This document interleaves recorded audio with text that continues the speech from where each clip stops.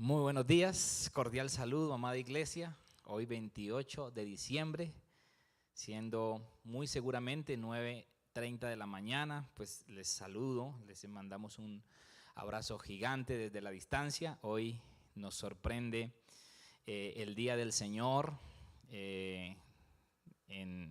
desde lejos, desde casita muy seguramente, o capaz y mucha gente descansando, paseando, quizás otros en su rutina normal de trabajo, pero como iglesia pues hemos tomado un respiro, un descanso muy merecido para quienes llevamos todo un año también de sacrificio duro, de trabajo fuerte, pero muy contentos, muy agradecidos con el Señor por habernos traído hasta aquí, por culminar otro año más de su mano, sostenidos por su gracia, por su fuerza y por su poder. No es por nuestras fuerzas, porque nuestras fuerzas hubiéramos tirado la toalla hace mucho rato. Es por su gracia y por su misericordia que estamos aquí. Así que reciba un cordial abrazo de parte de toda la familia pastoral.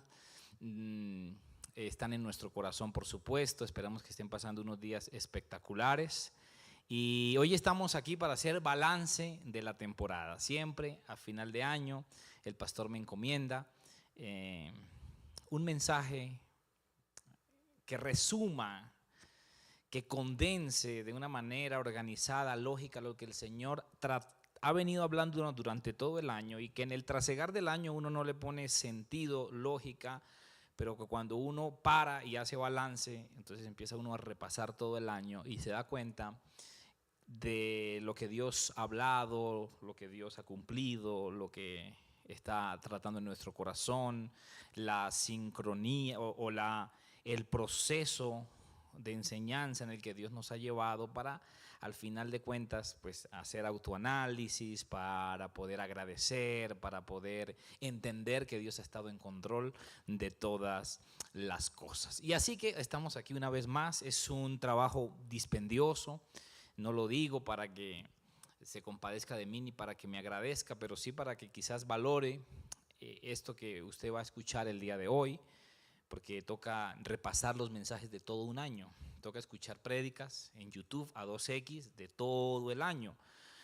No todas, evidentemente, algunas escogidas, seleccionadas, pero hay que escuchar mucho, hay que tomar mucha nota y sobre todo pedirle dirección al Señor para poder entender y darle como una estructura, para que no sean simplemente porciones de mensajes aislados, sino que tenga todo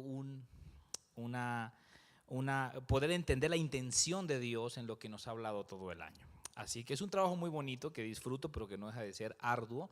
Así que usted hoy, si está allí frente a su celular, frente al televisor, pues, y de pronto no está concentrado o atento, pues siéntese, escúchelo con atención, porque realmente es un trabajo muy importante, muy dispendioso, pero sobre todo, pienso yo, que puede ser muy útil para usted, para identificar cosas que usted ha vivido este año, cosas que le han estado pasando, cosas que le pasaron y usted de pronto no ha entendido, no entiende, y poder sentarse y poder hacer balance también de temporada. Así que vamos a iniciar orando. Hace un año estaba tan nervioso que no oré, y cuando estaba viendo el video, cuando estaba viendo el video yo dije, qué horror, ni comencé orando, ni terminé con oración tampoco. Así que fue un desastre en ese sentido.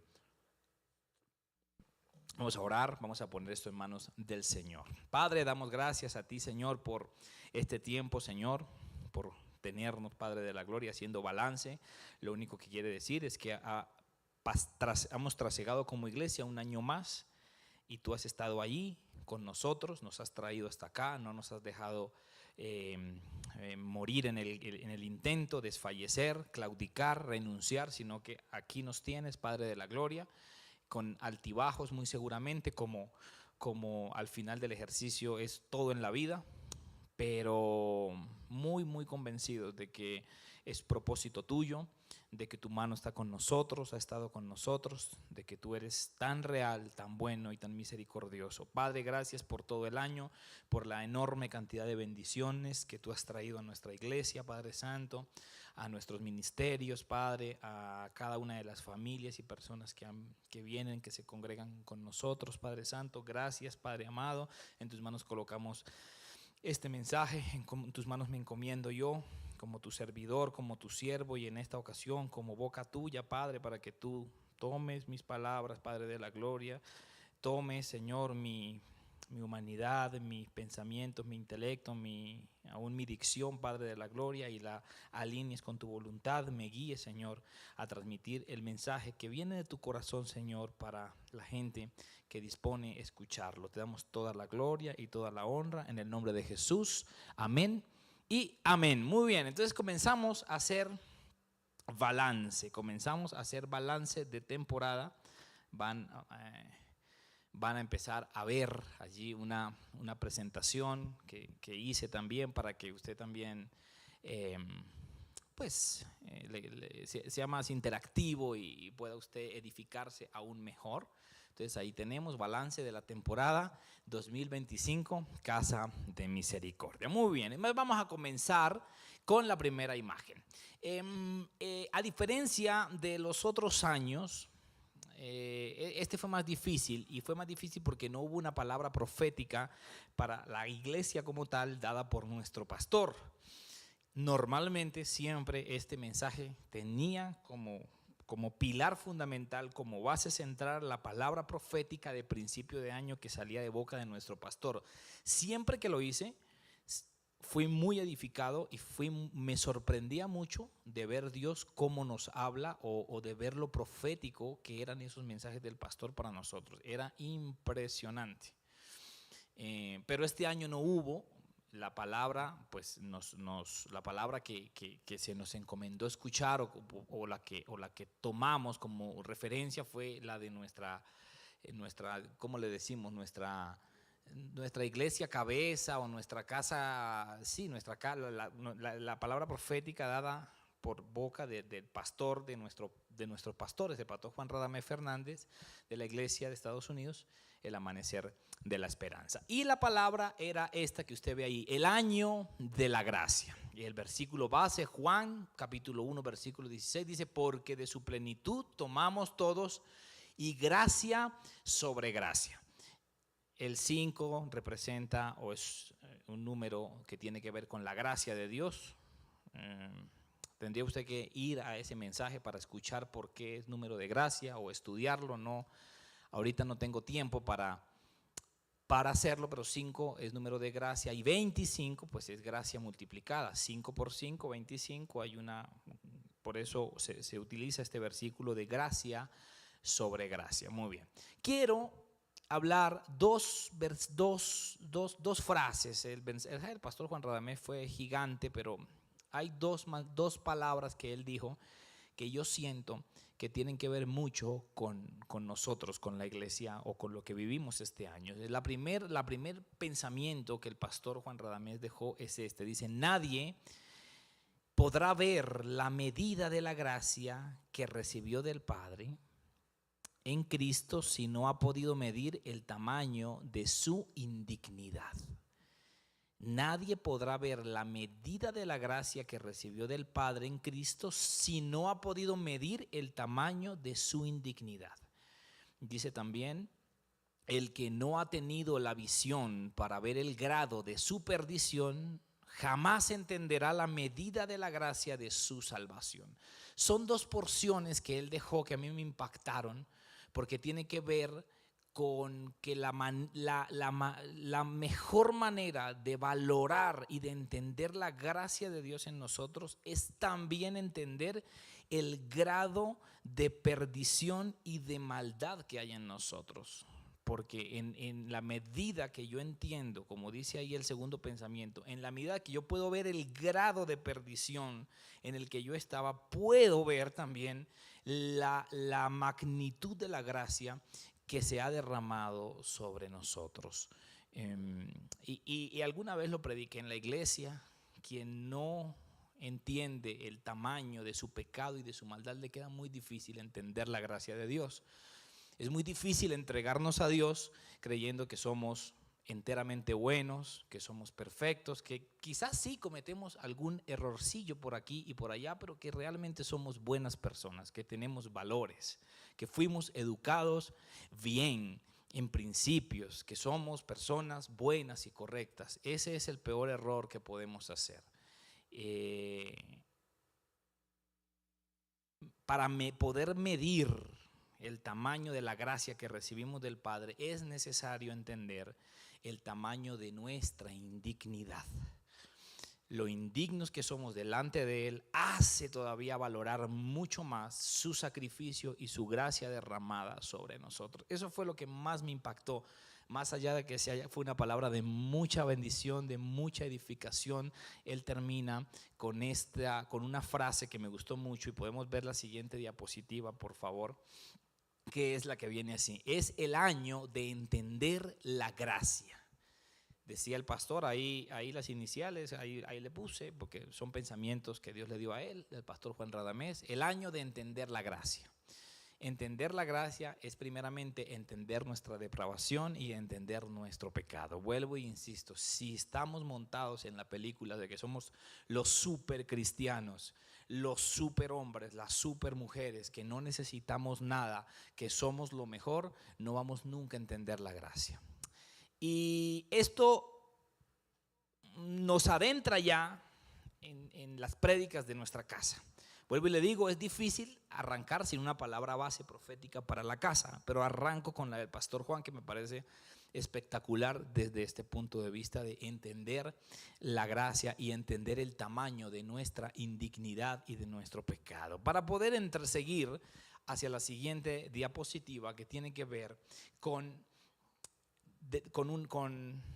la primera serie de prédicas que nosotros empezamos a estudiar este año, que se llamaron Arreglando el altar de Dios. Arreglando el altar de Dios. Así fue las primeras prédicas que empezamos a estudiar por allá, por enero, febrero de este año, yo no me acuerdo. Pero toda esa serie de prédicas tenían un versículo central y un mensaje central, que es: el altar es mayor que la ofrenda. Y nos basábamos en Mateo 23, 18 al 20. Dicen: necios y ciegos, porque ¿cuál es mayor, la ofrenda o el altar que santifica la ofrenda? Y empezamos a estudiar de la mano de nuestro pastor esa comparación tan linda entre lo que es el altar y lo que es la ofrenda. Yo me acuerdo que él hablaba de Esdras. Dice que cuando Esdras vuelven a Jerusalén post exilio, ellos lo primero que hacen es restaurar el altar, decía el pastor, porque sin altar no hay ofrenda. Aunque tengamos una gran ofrenda, si no hay altar, no tenemos dónde ofrecerla.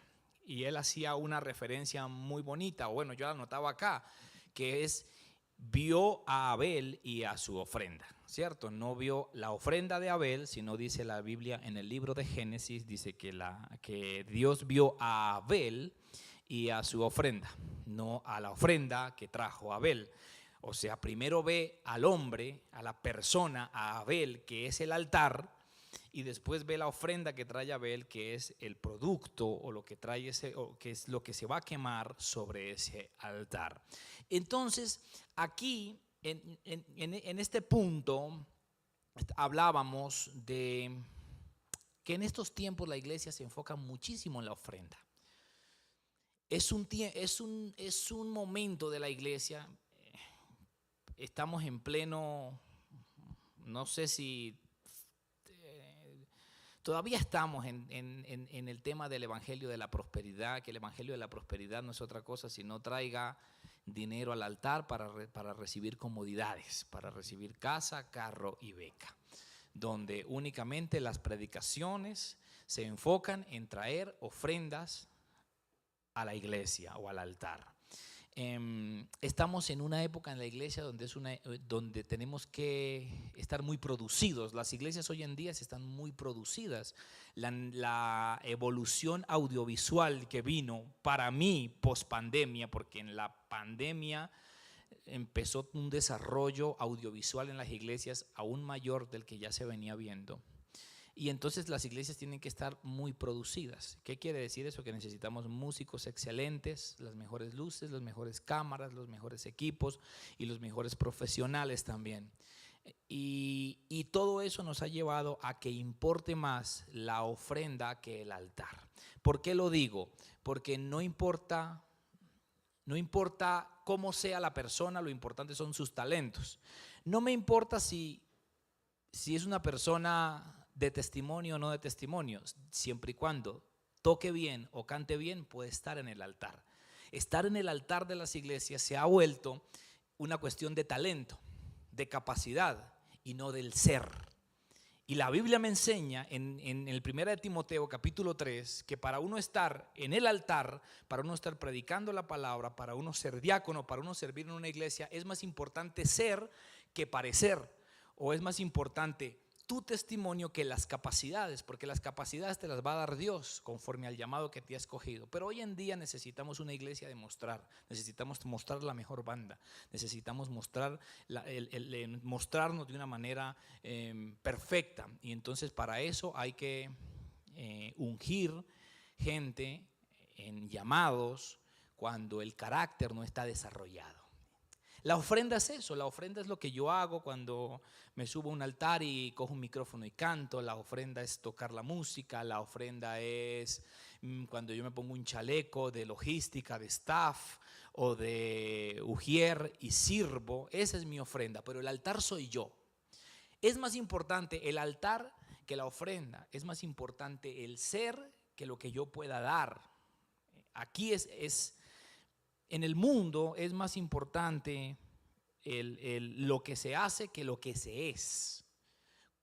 Normalmente siempre valoramos a las personas por lo que hacen. El mundo valora a las personas por lo que hacen y no por lo que son. La capacidad de ejecución es la que hace que yo monte a un gerente en una empresa, en una determinada compañía. La capacidad de ejecución es la que hace que una persona obtenga un cargo. No importa cómo usted sea, usted puede ser un patán con su esposa, un mentiroso, usted puede ser un embustero, no importa. Después que dé resultados está perfecto. Yo, por ejemplo, me gusta mucho el fútbol y me gustan mucho las carreras. El fútbol y las carreras tienen una peculiaridad, y es que son deportes de resultados. No interesa los medios, lo importante es obtener títulos. A mí no me importa que el equipo del cual soy hincha, que es Atlético Nacional, a mí no me importa si el técnico es honesto, si el técnico tiene principios, si su goleador está casado con su esposa y tiene sus hijos en sujeción. A mí no me interesa si el presidente del equipo del cual soy hincha va a una iglesia y se congrega y es una persona de testimonio. A mí no me importa, a mí me importa que Nacional gane para yo estar feliz y contento. Eso es en el mundo, pero en la iglesia no es así. La palabra en Timoteo nos enseña que tenemos primero que ser para después poder dar.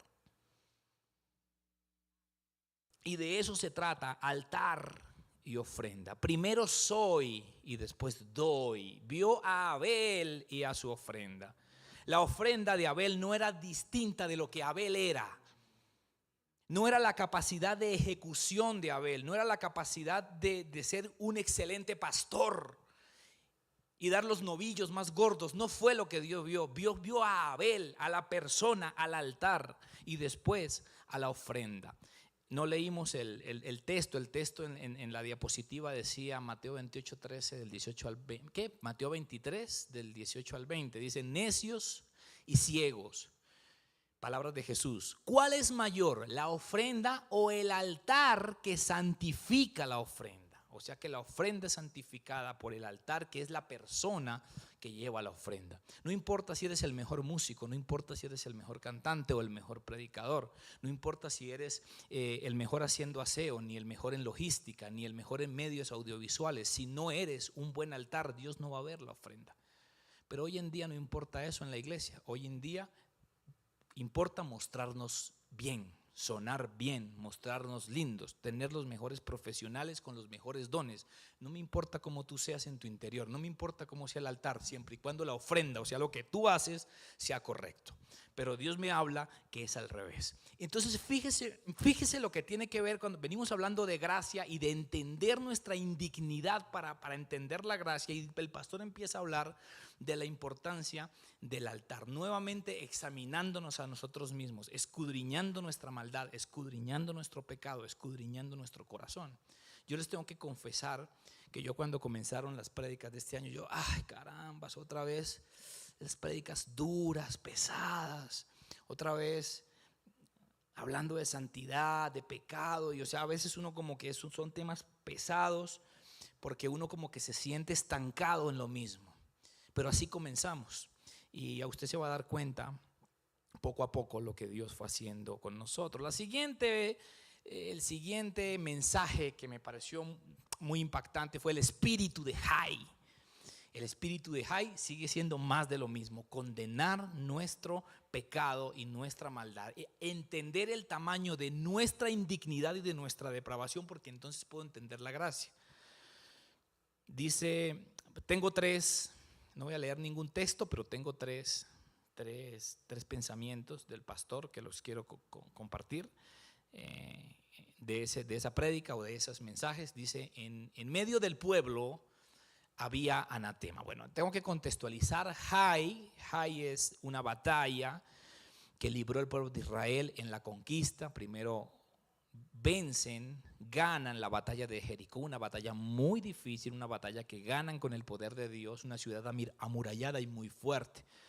Después de vencer Jericó, tienen que pelear contra Jai. Jai era una ciudad pequeña, era una ciudad que aparentemente era de una victoria fácil para el pueblo. Y esa victoria fácil se volvió difícil porque el pueblo sufrió una gran derrota que llevó a Josué a cuestionarse sobre lo que estaba haciendo, evidentemente. Eso lo encuentra usted allá en el libro de Josué. Si usted pues quisiera leer en este tiempo, pues lo puede leer en el libro de Josué. Dice, los pensamientos son en medio del pueblo había anatema. Anatema significa pecado oculto. Dios no permitió la victoria, por el contrario, fueron derrotados y expuso el pecado en medio del pueblo. Nótese que subrayé la palabra anatema o pecado oculto y puse la palabra expuso el pecado en medio del pueblo. El problema principal por el cual no pudieron vencer o ganar la batalla de Jai era porque había anatema o pecado oculto en medio del pueblo.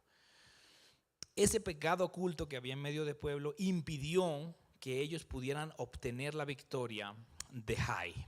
Y Dios le tiene que hablar a Josué y tienen que exponer el pecado, sacar a la luz el pecado, exponer a la familia, que era la familia de Acán. Ellos son los que tienen pecado. Dios los expone, Dios los juzga de una manera muy fuerte, pero era la única manera, exponer el pecado oculto para poder seguir adelante. Y este fue un año donde Dios expuso pecado oculto. Así que empezó un año fuerte porque había que sacar anatema.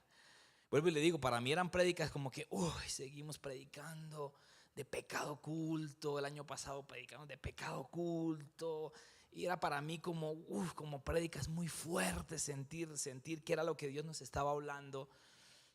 Cuando uno le hablan de gracia, pues uno piensa es en abrazos, perdón, bendición, lluvia de bendición.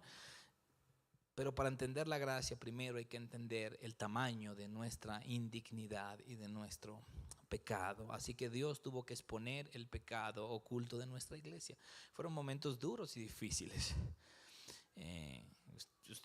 Quizás usted se acuerde de ayunos, de muchas cosas donde Dios sacó a la luz pecado oculto. Y seguramente usted si hace un autoanálisis allí en su corazón, usted tiene que saber lo que Dios hizo en su casa, saber lo que Dios hizo en su corazón. Yo sé lo que Dios hizo en el mío y en mi casa, pero también en su casa ¿Qué Dios hizo? ¿Qué Dios expuso? ¿Qué Dios sacó? El nacimiento de nuestra hija expuso muchas cosas de nuestro carácter, de mi esposa y míos, por supuesto. Dios ha expuesto cosas. Dios dijo, mire, esto es lo que son ustedes. Saquen el anatema, saquen el pecado. Ahí está. Y así fue. Fue una primera mitad de año muy dura y muy difícil. El segundo pensamiento que quiero compartir con ustedes es el siguiente. Dice, Jai se encontraba entre Betel, casa de Dios, y Bet Aven, casa de vanidad. Yo hablé mucho de lo que significaba la vanidad de la mente hace poco.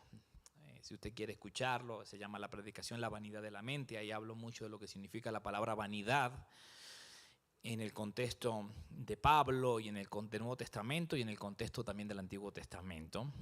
Entonces, pero Bet-Jai era una ciudad que estaba en la mitad, casa de Dios, casa de vanidad, y el pastor hablaba mucho de ese debate en el que nos encontramos. Estamos en la mitad, no nos hemos decidido por Dios o por la vanidad de nuestra mente. No nos hemos decidido si ir a Betel o devolvernos al mundo. No hemos decidido si caminar con Dios o caminar en el mundo. Vuelvo y le digo palabras muy fuertes que a mi espíritu me acuerdo que le calaban mucho en seguir todavía predicando este tipo de mensajes, pero y seguiremos, porque la condición del hombre es esa. O sea, no podemos salir de ahí, de lo que es nuestra naturaleza. Mientras no la soltemos, vamos a seguir predicando de esa manera, así no nos guste, o así no le guste a nuestra carne, porque a nuestro espíritu le gusta claramente. Entonces ahí estamos, debatiéndonos entre si ir a la casa de Dios o ir a la casa de vanidad. Si ir a Betel, a la escalera que te conduce al cielo y a Dios, o a nuestra vanidad, deseos, emociones y pensamientos. Si vivir en santidad o vivir en pecado. Nos gusta vivir en la mitad porque en la mitad estamos cómodos. En la mitad podemos ir a cualquier lugar. Cuando uno, por ejemplo, está buscando casa, uno busca que le quede en la mitad de las cosas a donde usted tiene que ir. Cuando usted si tiene hijos, usted dice, bueno, pues yo quiero vivir cerca al trabajo, cerca al estudio de mis hijos, cerca al gimnasio. Usted quiere vivir cerca a las cosas que usted quiere estar. Y Jai es eso, Jai es comodidad. Jai es estar cerca al mundo, cerca a Dios. Es el lugar de tibieza que no incomoda a nadie. Es el lugar donde usted está cómodo y feliz, pero Dios nos llama a decidirnos por Él. Jai era una ciudad pequeña. Tercer pensamiento, dice, Jai era una ciudad pequeña, menospreciada por Josué y el pueblo. De igual manera hemos menospreciado la gracia de Dios. Jai tiene que ver con menosprecio. Jai tiene que ver con menosprecio. Josué menospreció Jai por ser pequeña y, oh sorpresa, fue derrotado por esa pequeña ciudad. Pero nosotros hemos menospreciado la gracia de Dios. Ese debate entre Bet-Aven y Betel, ese debate entre el mundo y Dios, ese debate entre nuestra vanidad y la santificación para Dios en que nosotros vivimos, es menospreciar la gracia de Dios. Lo que siempre Dios ha querido con estas predicaciones de la primera mitad del año y con las predicaciones de por muchos años de esta iglesia y las que vendrán, tiene que ver con valorar la gracia de Dios, porque en la medida que yo entienda mi pecado, mi maldad y mi indignidad, puedo valorar la gracia de Dios. Pero nuestra comodidad hace que nosotros hayamos menospreciado la gracia de Dios. Así como Josué menospreció Jai. No, eso es una ciudad pequeña. Esa es una ciudad sin importancia. Mandemos unos cuantos hombres que ellos la van a vencer en batalla con una mano en la cintura. Y no. Y así nosotros tomamos las cosas de Dios. Relajados, tranquilos, sin problema.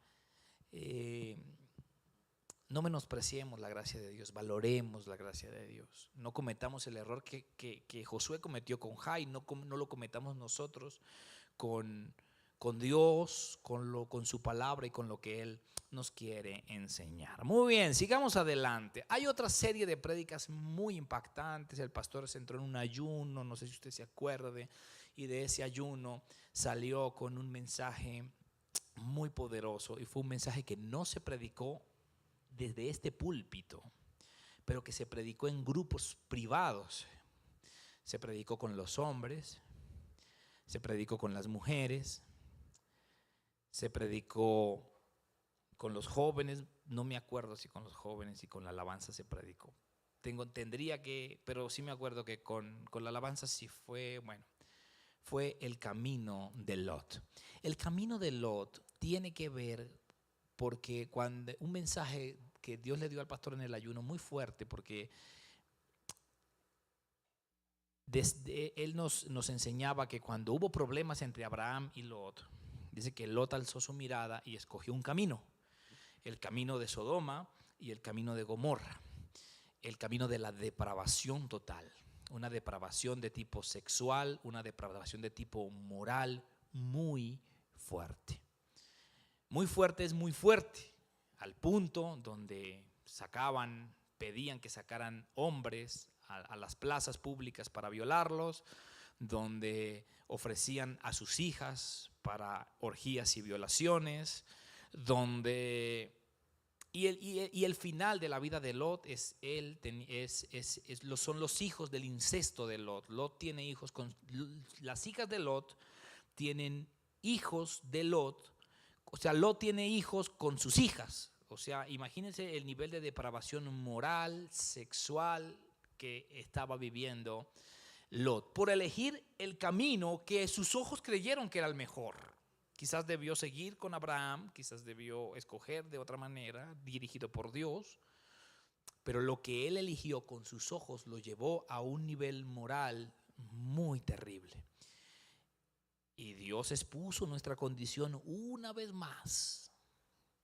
Dios seguía exponiendo nuestra condición, avergonzándonos, porque después de tantos años de caminar con Dios, nosotros tener que escuchar que seguimos viviendo un camino de perdición muy, muy fuerte.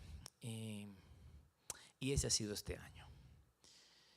Ese fue nuestra primera mitad de año. Esa fue nuestra primera mitad de año. Y el que tiene oídos para oír, oiga. Y el que hace autoanálisis o balance, como le digo yo, de la temporada, tendrá que analizar qué pasó y Dios qué expuso. Y yo sé que fue la condición de esta casa. Yo sé que fue la condición de nuestras familias, fue la condición de nuestra vida también. Dios es ponernos y decirles, esto es lo que son ustedes. Porque para entender la gracia hay que entender el tamaño de nuestra indignidad y de nuestro pecado.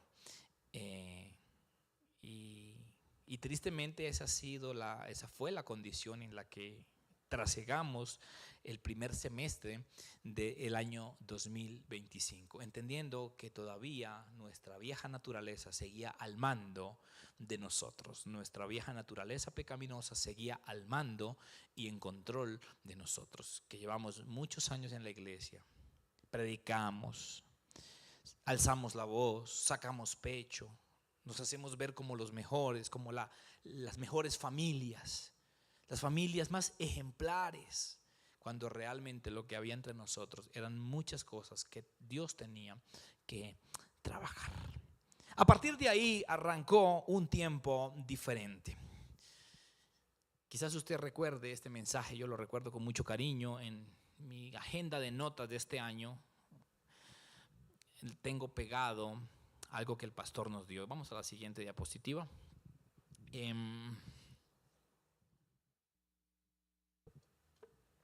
Y es esa, una invitación especial. Aquí está. Mírala. Yo la tengo pegada en mi agenda de notas. Esta invitación que el Señor nos hizo, mayo. Esto fue previo a nuestro retiro.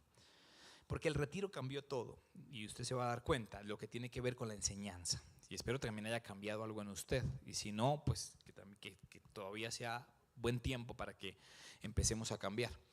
Y todo comenzó con esta invitación que el pastor nos dio en un mensaje que para mí fue muy especial, muy edificante. Fue una invitación especial. Lucas capítulo 14 del 16 al 24, muy rapidito, lo voy aquí a leer. Dice, entonces Jesús le dijo, un hombre hizo una gran cena, convidó a muchos y a la hora de la cena envió a su siervo a decir a los convidados, venid que ya todo está preparado. Y todos a una comenzaron a excusarse. El primero dijo, he comprado una hacienda y necesito ir a verla. Te ruego que me excuses. Otro dijo, he comprado 5 yuntas de bueyes y voy a probarlos. Te ruego que me excuses. Y otro dijo, acabo de casarme, por tanto no puedo ir. Todo termina en que al final el dueño de la fiesta, muy enojado, manda a invitar a cualquiera que se encuentre por las calles y a hacerlos venir a la fiesta. Y es lo que Jesús quería enseñar es que Dios invitó al pueblo judío. El pueblo judío no quiso ir, y como no quiso ir, salió por el mundo entero y trajo también al pueblo gentil que somos nosotros, los no judíos. Ese es el mensaje central, pero no giró en torno a eso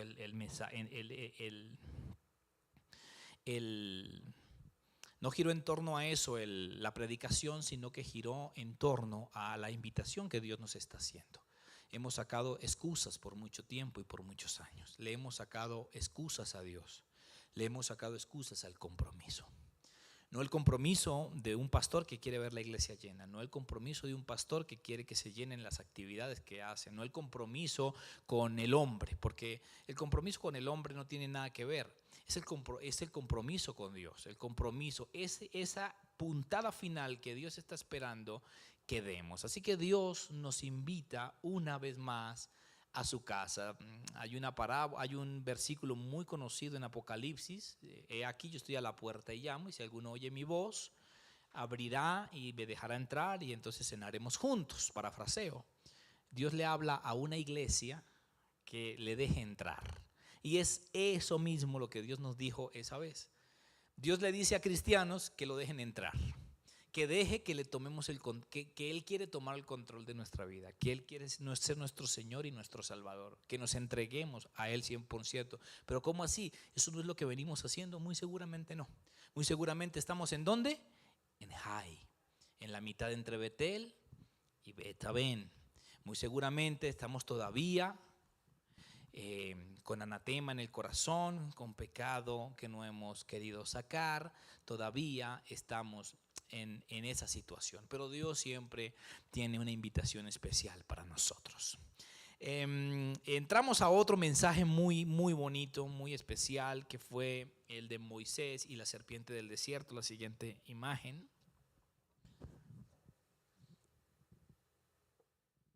Moisés y la serpiente del desierto. Este fue otro mensaje que el pastor nos compartió, que tiene que ver también nuevamente con mirar a Cristo. ¿Por qué mirar a Cristo? Porque, bueno, aquí el tema es que Moisés, el pueblo cuando empezó a quejarse otra vez de Dios y del maná y de la situación, Dios envía serpientes, las serpientes los muerden. Y todo el pueblo estaba muriendo, y dice que Moisés intercedió a Dios por el pueblo, y Dios le dijo: hazte una serpiente y levántala, y todo el que mire la serpiente será sano. La serpiente hoy representa a Cristo. Esa serpiente fue en el desierto, pero dice la Biblia que esa serpiente que fue levantada es Jesucristo, que fue levantado en la cruz del Calvario. Jesucristo fue levantado para que todo aquel que crea en Él no se pierda, sino tenga vida eterna. Miren el tamaño de mensajes que Dios nos estaba dando. Parece que Dios estaba hablando a una iglesia nueva. Parece que son mensajes que usted cuando usted sale a evangelizar, que diría yo que cuando usted coge el micrófono y quiere evangelizar en el mundo, usted predicaría algo como esto. Dios nos invita a entrar en su reino, ábrele las puertas de su corazón. Jesucristo como esa serpiente que fue levantada, mírenlo a Él, que en Él cree no se pierda, mas tenga vida eterna. Mensajes básicos, mensajes sencillos, mensajes que no hacen otra cosa sino decirnos: vuelvan la mirada al Señor. porque quizás veníamos muertos en nuestros delitos y pecados, aún en la iglesia. Y Dios nos pide nuevamente mirarlo a Él. Mírese, fíjese que si usted lo analiza bien, puede ser decepcionante, pero también muy amoroso de parte de Dios. La gracia de Dios, nosotros podemos ver gracia en todo lo que creemos que no merecemos y recibimos. Yo puedo ver gracia en levantarme hoy, en respirar, en mirar mi cuenta bancaria, ahorita que llegó la prima y el sueldo y los bonos y tantas cosas que le llegan a uno y uno mira y uno dice, Dios, yo no me merezco esto, gracias. Uno puede ver la gracia en muchas cosas, en una comida, en cuando de pronto usted mira a su garaje y ve un lindo auto.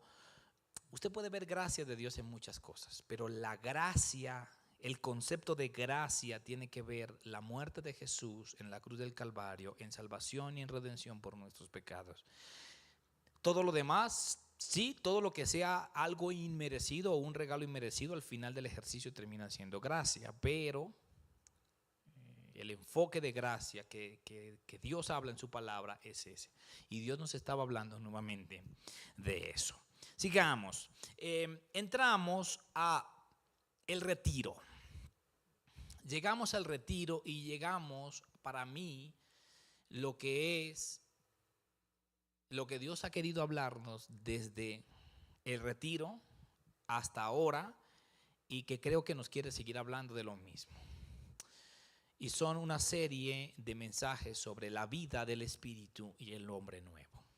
Que si usted analiza, salvo, a ver, yo no estoy poniendo aquí todas las prédicas del año, evidentemente están seleccionadas, porque pues es un año completo, o sea, se predica los viernes, se predica los domingos, predicamos en los niños, predicamos con los jóvenes, o sea, no es todo, es como lo que yo siento que fue la guía, el cauce de los mensajes que Dios nos ha venido llevando. Y todo el último semestre fue hablando de esto, la vida del espíritu y del hombre nuevo. Primeramente, Dios nos invita nuevamente a que lo dejemos gobernar a Él, a que aceptemos su señorío sobre nosotros.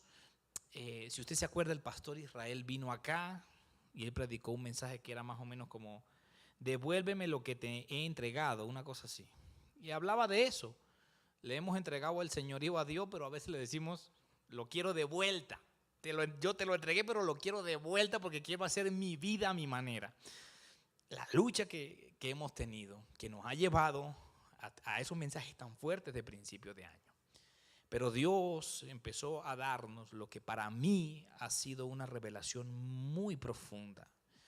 Tantos años en el Evangelio, tantos años teniendo tan cerca los mensajes de la vida del Espíritu y del nuevo nacimiento, y no dejaban de ser para mi vida un concepto que yo no había entendido en profundidad. Yo pensaba que era la radicalidad del pensamiento del hombre, cuando usted tiene un pensamiento radical y usted cambia, yo me determino a cambiar y cambio y no es eso.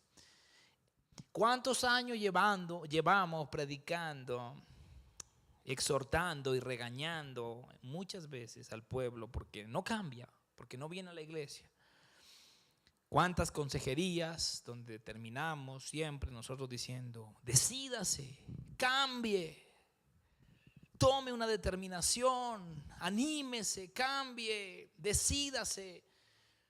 Y para entender ahorita, yo al menos, que nunca ha debido ser en nuestras fuerzas. Siempre Dios ha querido hacerlo en la suya. Que hemos puesto demasiada confianza en nosotros y somos una naturaleza caída, incapaz de buscar a Dios.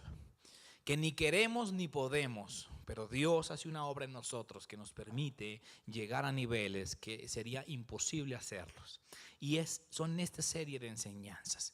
Vamos con el rema del retiro. El retiro fue un momento muy especial, si usted lo recuerda también. ¿Cómo comenzamos el retiro? Exponiendo nuestra naturaleza. Yo me acuerdo un cuestionario donde únicamente tenía como fin diagnosticar nuestra condición, traumas, problemas, maltratos, toda una serie de cosas que arrastramos que nos llevan a una condición, y solamente escribíamos de nuestro pecado, de nuestra maldad, de nuestra condición, de nuestro pasado, de todos los traumas, de todo lo que nos habían hecho, y anotábamos ahí y nos preguntaban cosas y nosotros únicamente, escribíamos lo que éramos en nuestra naturaleza. Hicimos un acto profético de romperlos, tirarlos allí en una bolsa. No sé si usted se acuerda de nuestro retiro, fue muy simbólico lo que Dios quería hacer. Sacarnos de nuestra vieja vida y llevarnos a una vida nueva, una vida del Espíritu. El rema era este: Ezequiel 11, versículo 19, texto sería para ustedes de la izquierda, derecha, ok. Ezequiel 11, 19 dice una promesa, la promesa del nuevo pacto. Dice: les daré un corazón y un espíritu nuevo pondré dentro de ellos, y quitaré el corazón de piedra de en medio de su carne, y les daré un corazón de carne. Quitar el corazón de piedra y darnos uno nuevo, y darnos un espíritu nuevo dentro de nosotros. Esa es la promesa que Dios dio sobre nosotros. Y hablábamos de Isaías cuando decía que el Espíritu de Dios y de todo lo que el Espíritu de Dios hacía sobre nosotros. El pastor hablaba de esos 7 espíritus que estaban sobre el Señor, de que Él venía a sanar a los quebrantados, en fin, todo lo que era la obra. Hablaba de que podían estar juntos el león y el cordero, podían dormir juntos. Bueno, hablaba de todo lo que Dios quiere hacer en nosotros, pero por medio del Espíritu Santo, por medio del Espíritu que Él quiere poner en nosotros. Ya basta de hacerlo en nuestras fuerzas, ya basta de intentar, ya basta de seguir regañándonos, de seguir regañando a su esposo. Cambie. Ya basta de seguir regañando a su esposa, deje la cantaleta, o de seguir regañando a sus hijos. Ya basta de seguir regañando nosotros como pastores a la congregación, aunque de vez en cuando toca. Pero no es el camino intentar cambiar lo que es imposible cambiar. Hay que entrar en la vida que Dios quiere que entremos y en la obra que Dios quiere que hagamos. Y terminábamos ese retiro con un versículo que para mí muy poderoso, Lucas 11, versículo 13, dice: porque si vosotros, siendo malos, sabéis dar buenas dádivas a vuestros hijos, cuánto más vuestro Padre Celestial dará el Espíritu Santo a los que se lo pidan. Si cualquier padre da una buena dádiva a su hijo, cuánto más el Padre Celestial dará el Espíritu Santo a los que se lo piden. Dice la Biblia que el que a Él va, no le echa fuera. El que a mí viene, no le echo fuera. Una promesa muy poderosa que nos entra en una promesa, la promesa de la vida del Espíritu y del hombre nuevo. Vamos a la siguiente diapositiva. Quiero terminar con mucho. El pastor empezó a enseñarnos muchas cosas del Espíritu Santo, muchas. Ahí, para repasar todo lo que el pastor nos habló acerca del Espíritu Santo, habló de la vida del Espíritu, nos habló de si vivimos por el Espíritu, andemos también en el Espíritu. Andar significa vivir, es cómo estamos viviendo. Nuestra vida es espiritual. Ahora nuestra vida no se basa en nuestra carne, sino que si hemos entregado nuestra vida a Dios, nuestra vida debe ser espiritual. Vivimos por el Espíritu, porque estábamos muertos, ahora vivimos gracias al Espíritu Santo. Vivamos también en el Espíritu. Y esa es nuestra meta de ahora en adelante, salir de nuestras fuerzas, de nuestras buenas intenciones, de nuestros planes y proyectos, y empezar a vivir una vida del Espíritu. Conociendo al Espíritu Santo, me acuerdo tanto que hablamos. ¿Quién es el Espíritu Santo? Nos hablaba, es una persona y mora en nosotros, una persona que se entristece, una persona que nos conoce, una persona que tiene voluntad, enseña, guía, convence. El Espíritu Santo no solo son dones, decía el pastor. El mundo pentecostal y carismático ha vuelto al Espíritu Santo un tema donde un pastor pone las manos y todo el mundo se cae para que se sanen y un montón de cosas. Unas obras sobrenaturales que Dios hace y puede hacer, pero no, el Espíritu Santo no son solo dones. El Espíritu Santo es una persona que habita en nosotros, que está facultada o que nos faculta a nosotros para poder vivir toda la vida de Dios, que en nuestra naturaleza carnal, caída y pecaminosa es imposible. Y esa es la vida en la que Dios nos quiere meter, en la vida del Espíritu, en la vida del hombre nuevo. Hay muchos mensajes sobre la vida del Espíritu. Ahí está Lucas. Hablábamos Efesios 5:18, decía el pastor: no os embriaguéis con vino en el cual hay disolución, antes sed llenos del Espíritu Santo. Hablaba de eso, de lo que significa la embriaguez, lo que significa la embriaguez con vino. El hombre tratando de alcanzar por medio del vino o de sustancias cosas que no puede alcanzar en lo natural. Eso es lo que hace el vino. El vino hace que hable el tímido. El licor hace que tenga fuerzas y valentía el que no tenía valentía. Cuando una persona quería ir a una fiesta, se tomaba unas cuantas copas de licor antes de llegar. ¿Para llegar qué? Entonados, decía uno. ¿Qué es entonado? Llegar alegres, llegar sin timidez, sin inseguridades, para poderle hablar a la chica que le gusta, para poder sacar a bailar a la otra gente, ¿cierto? Las sustancias psicoactivas o las drogas que hacen nos sacan de las tristezas, nos sacan de la depresión, nos sacan de estados mentales, nos llevan a lugares que en nuestra condición no podemos llegar. Pero Dios nos dice que no nos embriaguemos con vino, que no utilicemos los argumentos y las armas del mundo, sino que seamos llenos del Espíritu Santo. Cuando empezamos a vivir en el Espíritu, Dios nos aviva en nosotros y nos lleva a lugares que humanamente no podemos llevar. Es llegar al propósito de Dios, es llegar a la plenitud de la vida en Dios por medio de la fuerza del Espíritu Santo en nosotros, no en nuestras fuerzas. En nuestras fuerzas no somos capaces de madrugar un domingo ni llegar puntuales. Nuestras fuerzas no nos dan para comprometernos. Nuestras fuerzas nos tienen en tibieza espiritual. Nuestras fuerzas no nos han llevado a ningún lado. Pero si empezamos a ser llenos del Espíritu Santo, si empezamos a vivir en la vida del Espíritu, vamos a ser facultados para llegar a niveles que en nuestra fuerza sería imposible que hubiésemos podido llegar. Y el pastor tomó mucho tiempo hablando de eso. Después quiero terminar con la siguiente diapositiva. Dice la vida del Espíritu, el nuevo hombre. Ahí la anterior, la de Gálatas, allí.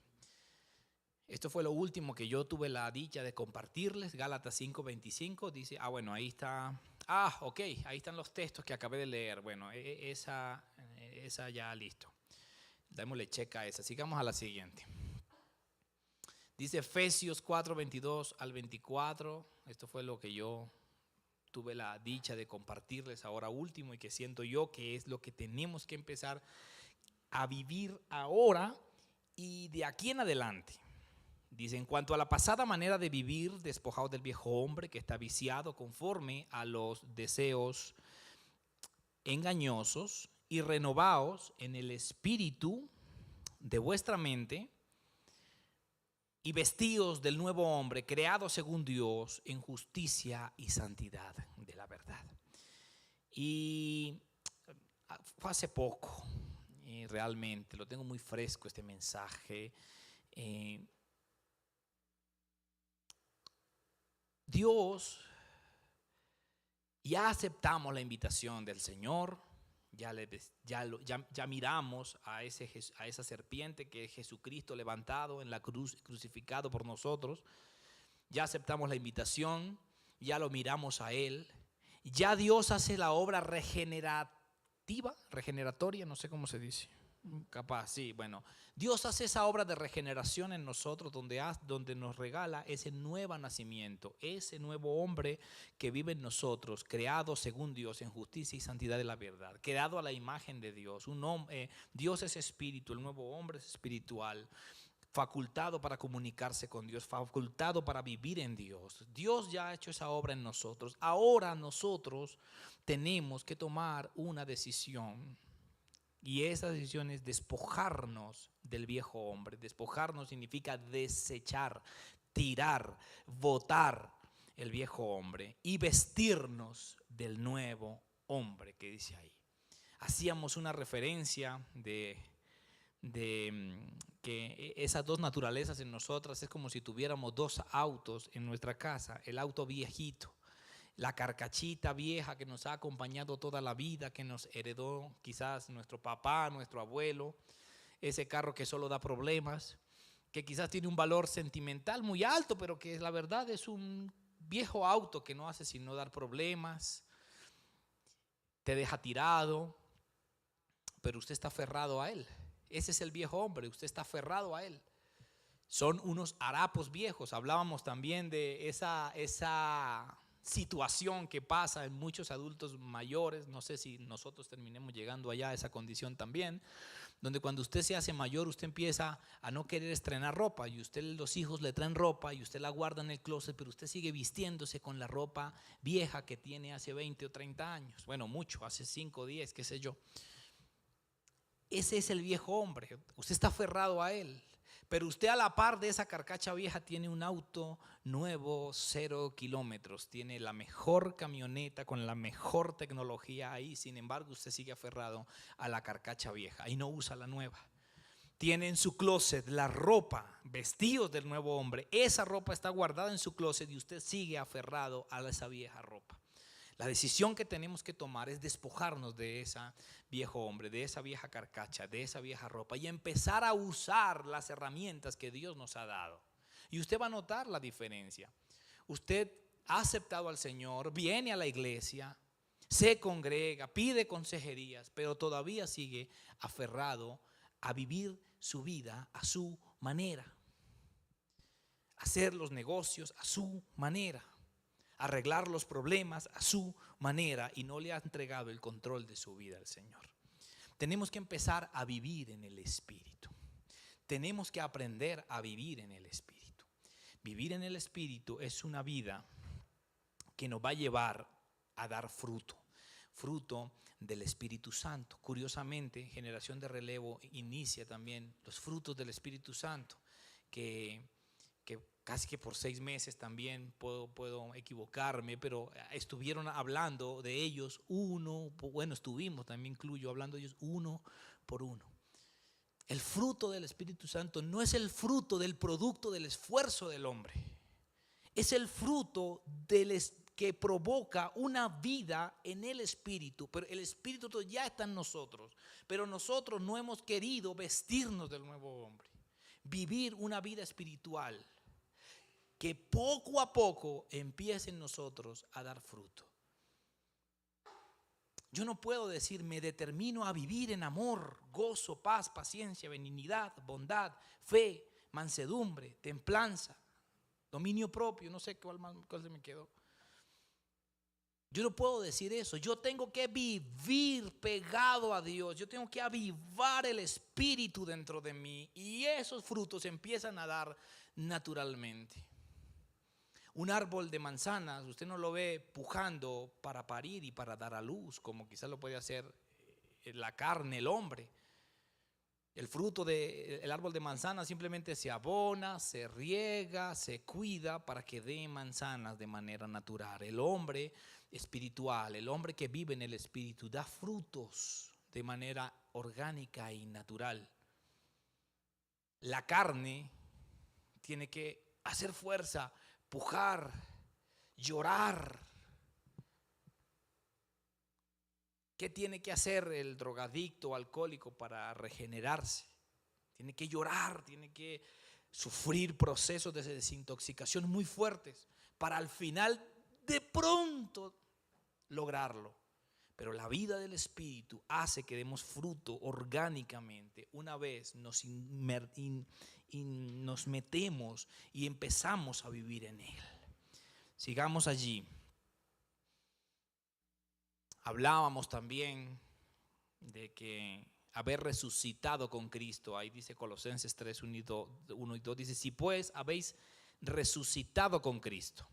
Resucitar con Cristo es resucitar a una vida nueva, lo dice el libro de Romanos. Dice que en el bautismo morimos o somos crucificados con Cristo para resucitar a una vida nueva. Y dice Colosenses que si hemos resucitado con Cristo, ¿a qué hemos resucitado? A esa vida nueva. Busquemos las cosas de arriba, donde está Cristo sentado a la diestra de Dios, y que pongamos la mirada en las cosas de arriba, no en las de la tierra. Vivir en el Espíritu es buscar las cosas del Espíritu, buscar las cosas de arriba, buscar las cosas que me acerquen a donde está Cristo y a donde está Dios.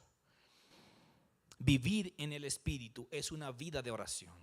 Vivir en el Espíritu es una vida inmersa en la palabra de Dios. Vivir una vida en el Espíritu es vivir una vida recordando la obra de Dios en nosotros. Vivir una vida del Espíritu es una vida donde como iglesia, como cuerpo de Cristo, nos ayudamos unos a otros, nos nutrimos unos a otros y nos ayudamos mutuamente a buscar esas cosas de arriba.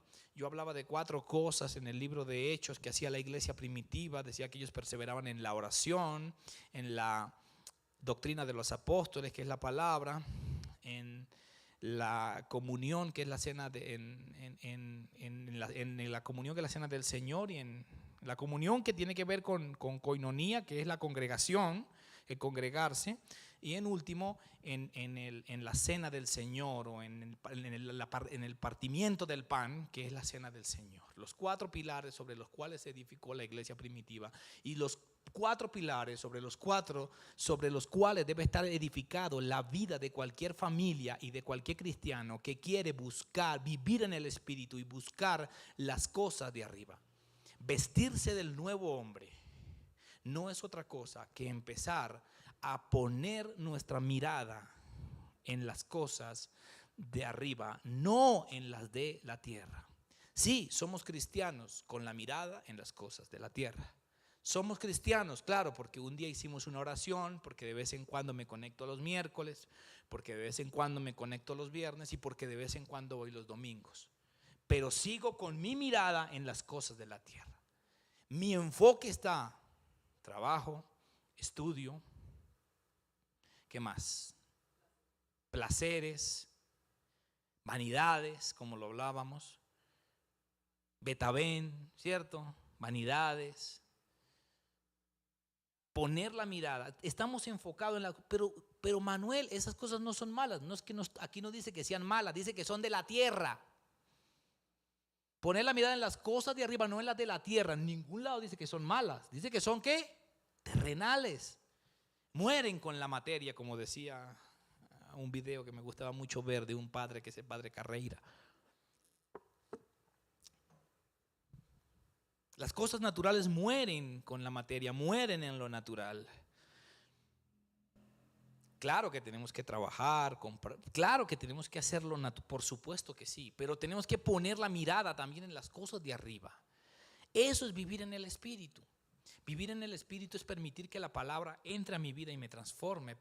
Una vida en el Espíritu es permitir que por medio de la oración Dios me fortalezca y me transforme. Permitir que por medio de la congregación yo sea fortalecido y me transforme. Mire, mucha gente viene aquí y mucha gente está resentida con la iglesia, con todo el mundo. No le hablan al uno, no le hablan al otro. No hacen sino ver lo peor de su hermano, de su hermana. Para eso no se congrega, hermano. El misterio de la congregación es buscar nutrirnos entre nosotros de una manera espiritual y poderosa que nos hagan llegar hacia las cosas de arriba. Es tan poderoso el poder de la congregación. Yo quisiera que algún día nuestro hermano Zul y nuestro hermano Wilmer, que atraviesan por situaciones tan difíciles, hablaran de lo que es el poder de la congregación, porque la congregación, de una u otra manera, casi que por casi que a las malas y obligados, nos ha unido en oración, en ayuda, por una familia en necesidad. Y yo estoy seguro que ellos están muy agradecidos por la oración unos con otros, por las ayudas, por las visitas, por las llamadas, por todo lo que todos han querido hacer y que animo a que sigamos haciendo. Ese es el poder de la congregación, pero estamos mirando siempre la paja en el ojo ajeno en lugar de la viga del nuestro.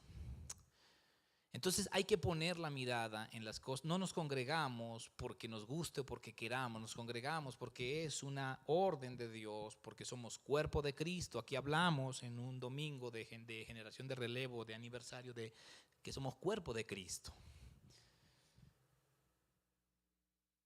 No es por voluntad propia ni porque queramos. No lo hago porque me sienta bien, ni lo hago, no. Simplemente soy cuerpo de Cristo, porque hay un misterio.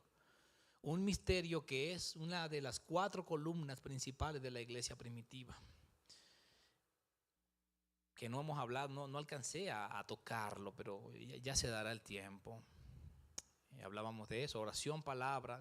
Hablábamos que Dios le decía a Marta y a María, Marta, afanada y turbada estás con muchas cosas, pero María ha escogido la mejor parte, la cual no le será quitada. Pero hay una parte que decía necesaria. María ha escogido la parte necesaria, que no me acuerdo el versículo ya, porque eso no lo tenía aquí pensado. Y eso que escogió María es sentarse a los pies de Jesús y oír su palabra, que habla de oración y de entender la palabra. ¿Cómo es? Es Lucas 10, 42. Vamos a ver qué dice rapidito. Ya voy a terminar esto. Ya aquí estoy hablando de más, pero vamos a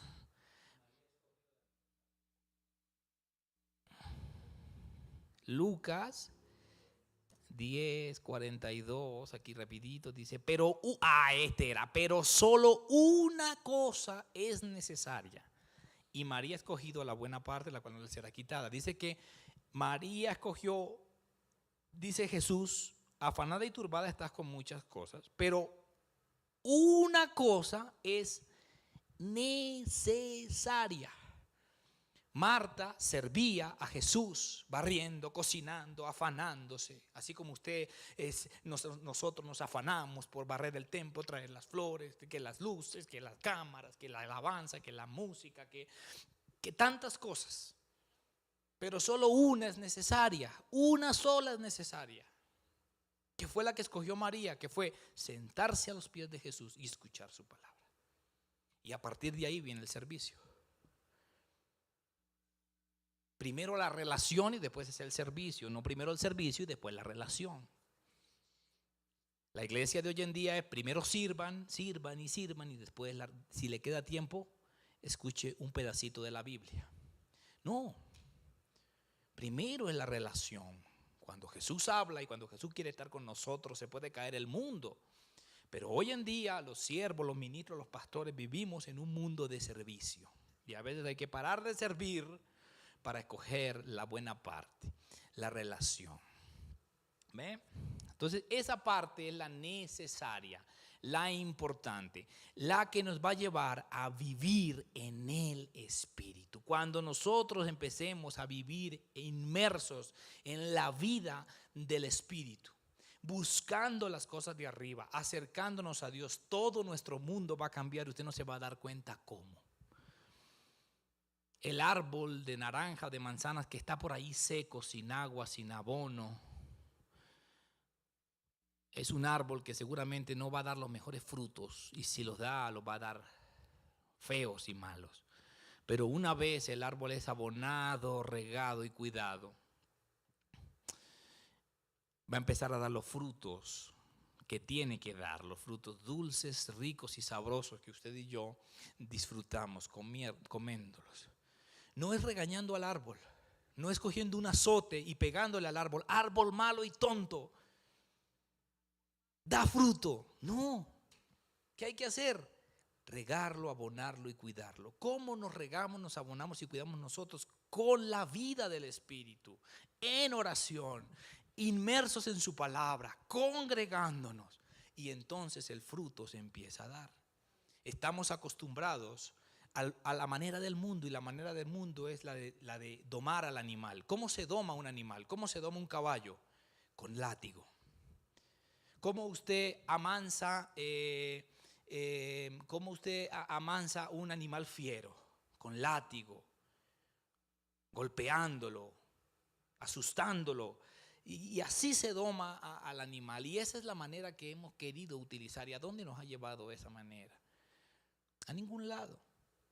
No es a punta de regaños, ni de golpes, ni de azotes. Es a la manera de Dios. Dice que el deseo del espíritu es contra la carne y el deseo de la carne contra el espíritu. Esos dos se oponen entre sí y no nos permite dar el fruto que queremos y no nos permite hacer lo que queremos, dice Gálatas. Quiere decir que esa guerra y esa lucha entre nuestras dos naturalezas es lo que impide que nosotros hagamos y nos comportemos como realmente queramos y anhelamos. Necesitamos una fuerza superior, la gracia de Dios sobre nosotros, la vida del Espíritu obrando en nosotros. Y la única manera es meternos con Dios. Metámonos en su palabra. Ahí estoy mirando los cuadros de Ezequiel 47, dice que me llevó hasta los tobillos, hasta las rodillas, hasta la cintura, hasta que me sumergí. Y es lo que nosotros tenemos que hacer, sumergirnos en su palabra, sumergirnos en la oración y en el Espíritu. Ya basta de dejar de hacer propósitos vanos y vacíos, de darnos golpes de pecho, del remordimiento del hombre. El remordimiento del hombre es: no vuelvo a fallarles, no vuelvo a ponerme bravo, no vuelvo a tomar el borracho o el drogadicto, no me vuelvo a drogar. Qué cosa tan terrible, mentira, falso. Va a volver a caer porque su carne va a volver a caer. Así no es viviendo una vida espiritual. Ahorita por final de año, las aplicaciones de música y YouTube sacan el resumen de lo que usted más consumió en el año. Haga balance con eso. Haga balance y me cuenta. ¿Qué estamos consumiendo? Porque de la abundancia del corazón habla la boca, y de lo que se llena en nuestra mente, al final habla nuestra mente. El del depósito que hay en nuestro corazón es el del que nosotros utilizamos para sacarlo afuera. El problema de nuestra iglesia es que no vive una vida espiritual. Es una iglesia que no ora, no lee la palabra y no se congrega. Por tanto, ¿cuál va a ser el fruto? El fruto de la carne. Y la invitación es a tener una vida del Espíritu. No es por falta ni de tiempo ni de actividades, es por falta de voluntad y de disposición.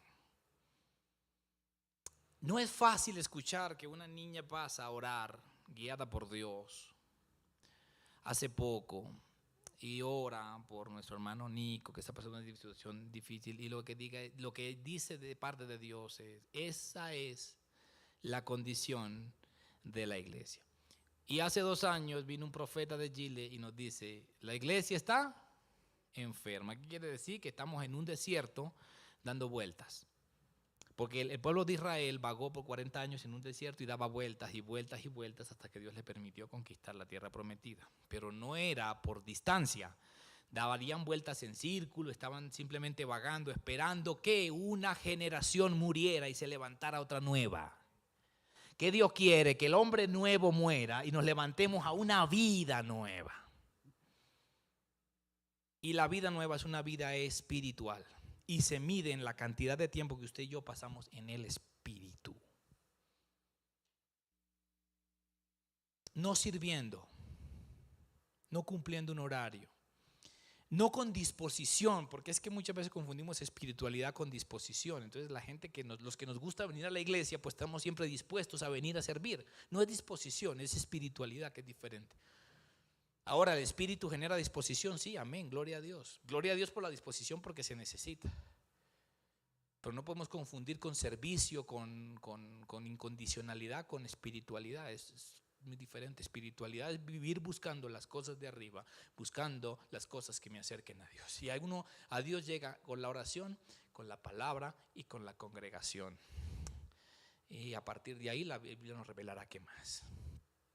Y ese es el reto para el otro año. Yo estoy seguro que en la medida que nos concentremos en buscar a Dios con todo nuestro corazón, nuestra fuerza, nuestro espíritu, alma, nuestro cuerpo, que decidamos vestirnos de verdad el nuevo hombre, nuestra condición va a cambiar.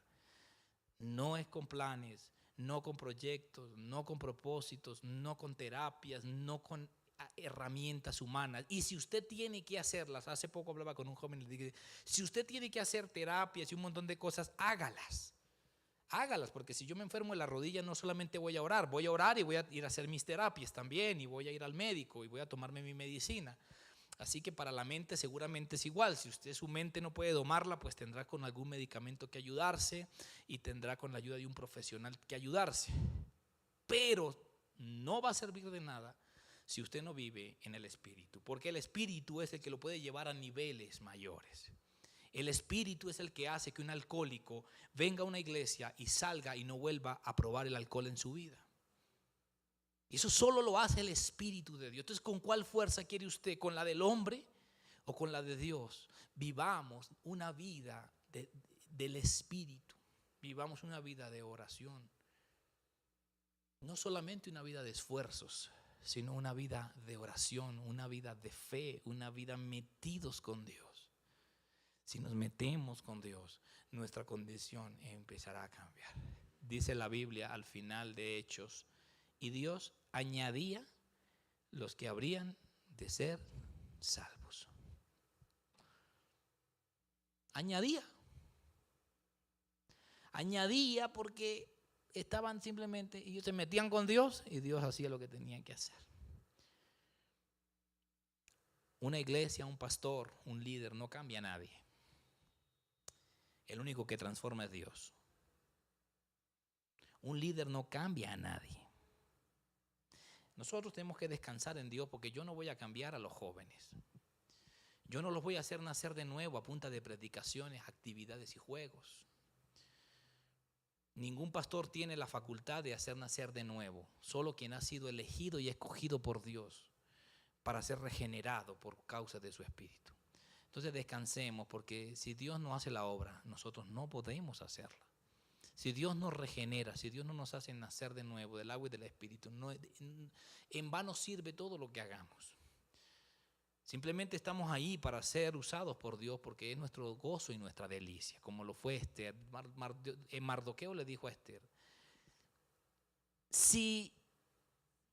¿cómo fue que le dijo? Si tú no haces esto, la liberación de Dios vendrá de otro lado, pero tú te habrás perdido la oportunidad de cumplir el propósito de Dios. Por eso servimos, por la dicha de cumplir su propósito. No porque seamos nosotros indispensables para la obra de Dios, porque Dios puede hacer lo que sea, con quien sea y como quiera. Es simplemente el gozo de nosotros servir al Señor. Pero nosotros no cambiamos ni transformamos a nadie, es el Espíritu de Dios.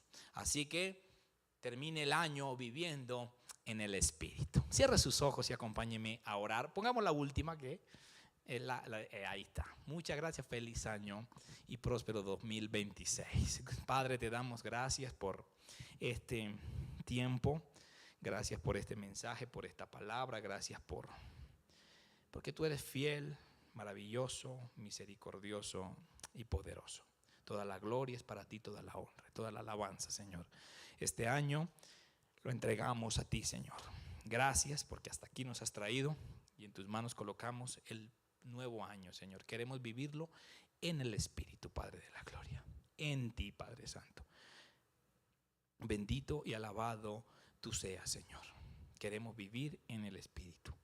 Ayúdanos, Señor, a vivir una vida espiritual para poder llegar a esos niveles, Señor, y a esa estatura del varón perfecto únicamente porque entendemos que somos deudores, Señor, no a la carne, sino al Espíritu.